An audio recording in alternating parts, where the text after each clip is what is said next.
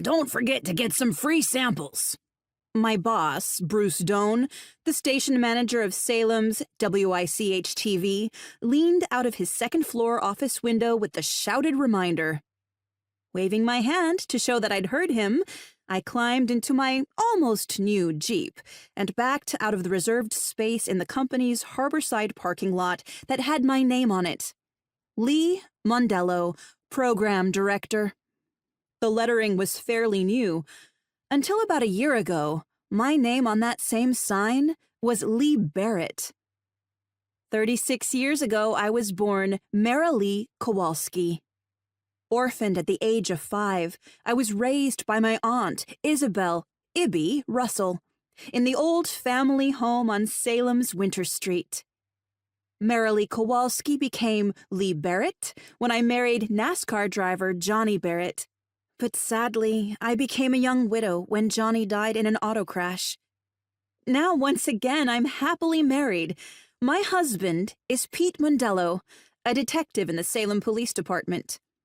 We've bought a comfortable little home on Winter Street, the same street where I grew up, and conveniently located for Orion, the large yellow gentleman cat whose custody my aunt and I have agreed to share to commute between the two houses. Pete and I also have a dog, a wonderful black lab named Toby, who, believe it or not, used to belong to a famous movie star. He has Orion's complete approval. Pete and I were both over the moon happy when we learned that we were expecting our first baby, and my ultrasound had told us that we were going to have a little girl. At 7 months pregnant, I still felt wonderful, and my co-workers at the station told me I'd never looked better, so Doan, who prefers that all of his employees wear more than one hat, decided that there was no reason I couldn't take on a small extra assignment. Our city, Salem, Massachusetts, is known the world over as the Witch City.